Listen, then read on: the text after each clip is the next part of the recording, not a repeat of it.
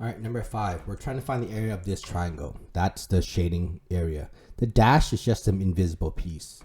Okay, so we know that the area of a triangle is defined by area is equal to 1/2 base times height.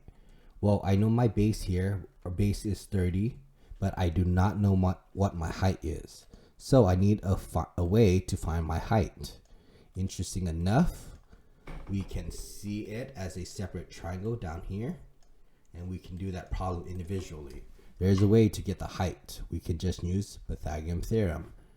12 squared plus h squared is equal to 20 squared, right? A squared plus b squared equals c squared becomes 144 plus h squared is equal to 20 squared, which is 400.